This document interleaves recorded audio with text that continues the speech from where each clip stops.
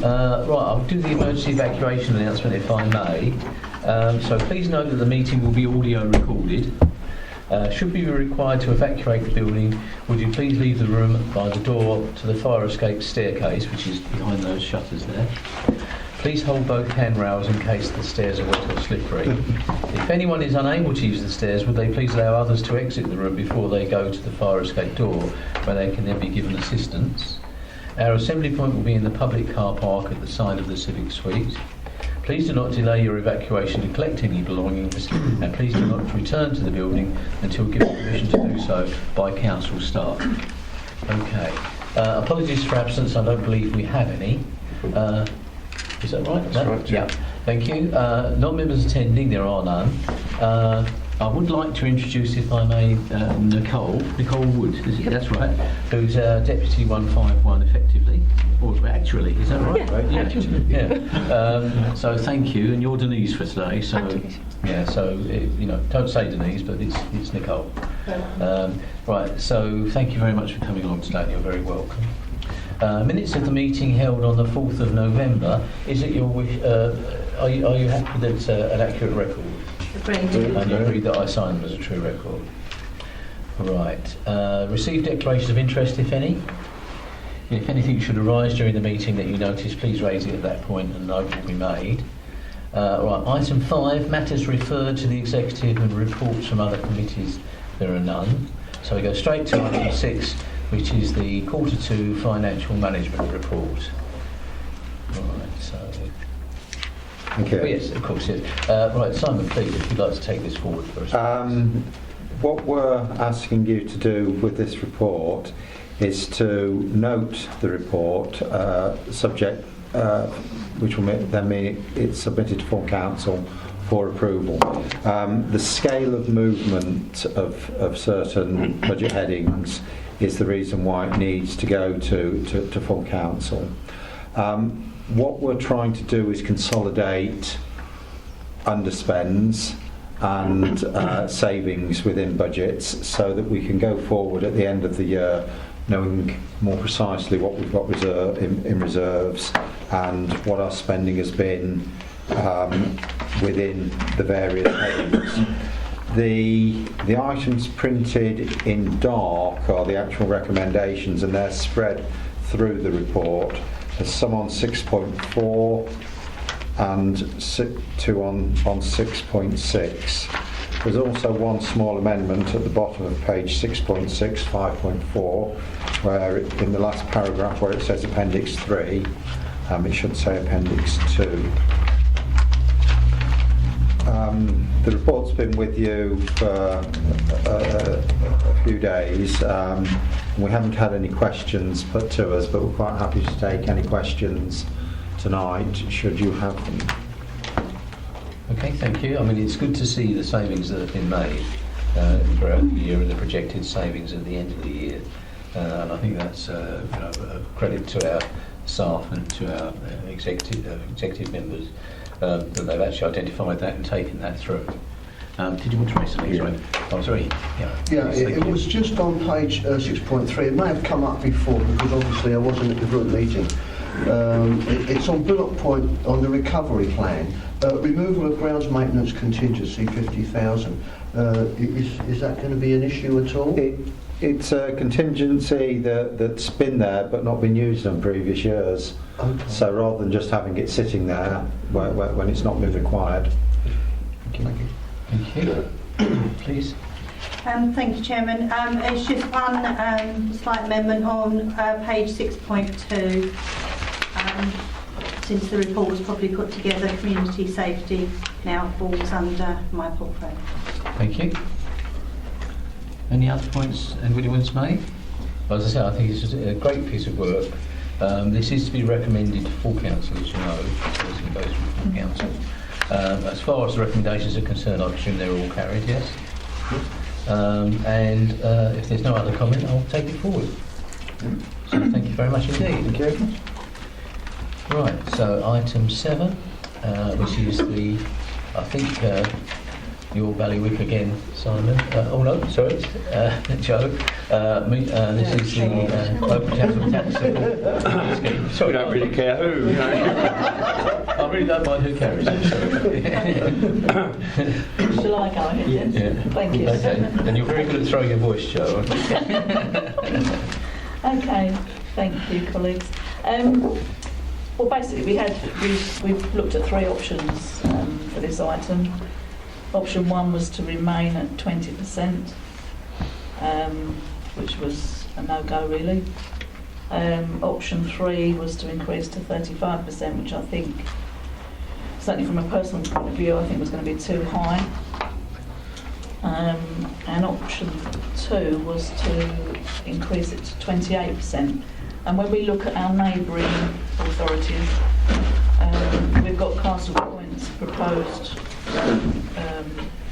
LCTS at 30%, Chelmsford is 23%, Colchester 20%, Epping 25%, Harlow 24%, Morden 20%, ourselves 28%, Southend 25%, Tendring 20%, Thurrock 25%, and Uttlesford 12.5%.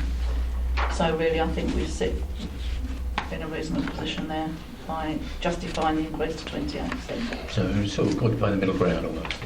Yeah, okay. Right, any comments, please, anyone? I notice we've had the consultation coming through. Please, Simon, please, yeah. I think it's worth note at this point. 7.1 says that potentially 1,700 people could be affected by this. We do need to remember that by its nature, we potentially within that group got some of our more disadvantaged and vulnerable residents, and we do need to make sure that the whole council support mechanism and the partners that we work with to support our residents are aware of this, so that should there be any issues, they simply don't go unnoticed because of the nature of the people it's impacting on. Indeed. And indeed, there's a earmarked 20,000 reserves for a discretionary hardship fund, which is available for those who are in real need. So I think that's to be noted as well. Okay. Any other comments, please? Right, One other comment worth noting. Please, yeah. Please, yeah. 8.3, the risk is no more because the Chancellor has decided to give a potential changes to the tax credit system is withdrawn. So it's in our favour. Right, 8.3. That's the next item, isn't it? No, you're on page 7.6, No, where it it's shows on it. page 7.6.8.3, sorry. So page 7.6, Chair. Paragraph 8.3 on page 7.6. 7.6. Paragraph Oh, 8. yeah. Yeah, 7.6. Reduced, yeah. Change to the tax credits and the summer budgets. Yeah, I'm with you now. Sorry, yep. Yes, Thank sir. you very much Yeah. indeed. Sorry, I had to read the paragraph, sorry. Okay. Thank you very much Yeah. for that. Any others, please? Did you want to say something? Just to confirm, Chairman, that recommendation 1.4 is recommendation from here to full council Yeah. rather than a resolution this evening. Yeah, okay, so that's the decision we recommended, and John's just pointed out to me quite rightly that 1.4, this is recommended to council the setting of minimum income floor for self-employed persons who will be part of the LCTS with effect from April 16 in line with other welfare reforms. So if members are happy with that, I agreed. Great. Thank you very much. So item 8 then is the customer feedback update. Would you want to speak to this? Thank you, Chairman. Thank you. We didn't have a great take-up on the feedback, really, but as you can see from the report, we have had more complaints this year. But looking at the charts, it's nothing particularly serious. I think in view of the fact that most of our departments, if not all, are very lean in respect to staffing. Obviously the work has increased, their workload has increased. I'm not particularly concerned about any of these. Certainly with complaints with dissatisfied the staff, because obviously they are under pressure. And I think really we are where we are. Mm-hmm. I notice we've still got the membership of the Have Your Say group as well coming forward, which is a very useful tool for us Yeah. as far as our putting policies forward is concerned and the consultation we do. So that's quite a handy thing for us as well. Mm-hmm. But I mean, this report is just for noting, and I think the idea is to have this on a regular basis so that we can see trends coming forward and note any real problem areas that may arise, and hopefully we can nip them in the bud as soon as we possibly can. We have had a member, Chairman, if I may say, that wanted things to be put under complaints, such as if Zeta dropped some rubbish in the street and left it there, and a resident had to phone up and complain, that isn't really a complaint. That's just a matter that you just ring up the council and Zeta will send someone out to clear it straight away. That's happened. I've seen it happen, and they're all contacted via phones, etc., mobile. So, in my opinion, that doesn't need to be logged as a complaint. Okay. Well, I think it's really down to the resident if they want to log it as a complaint, but I think it would be, slightly churlish to log that because they do work extremely fast, very efficiently. But having said that, of course, they shouldn't really be dropping anything coming forward, particularly with the system that we have, which is a very clean and dry system. And I think when I think of other councils where they have plastic bags that are ripped open by foxes, cats, dogs, whatever, or blown by the wind, or I think our system is extremely clean, and I think we're very lucky for our residents, in my opinion, to have that and to carry it forward. Anyway, that's that point. Any other points, please, members? Can I ask a question? Please do. Under the heading service error, which is probably the area that I would be more concerned about than anything May I else. ask which page? Sorry, 8.8 or 8 or 15 if you're on the top notes. So if you look at the chart there, we've got timeliness, service error, policy, dissatisfied with staff and other. The service error element column I would generally be concerned about, and I would probably want to look at the detail, especially the 3 complaints about under the democratic section. Is that just people playing politics?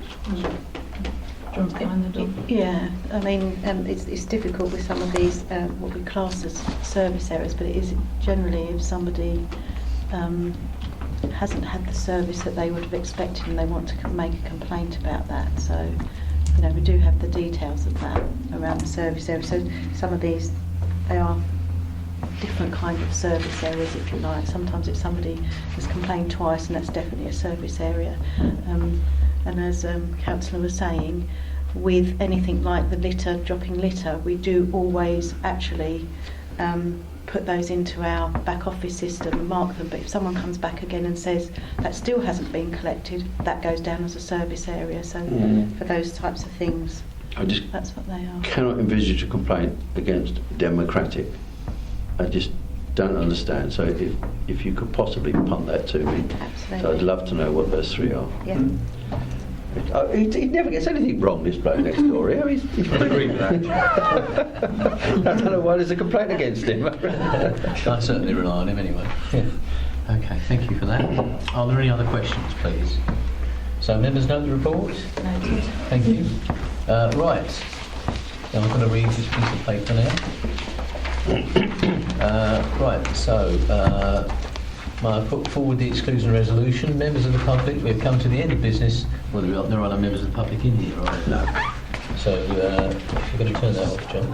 It's red. Can we consider that as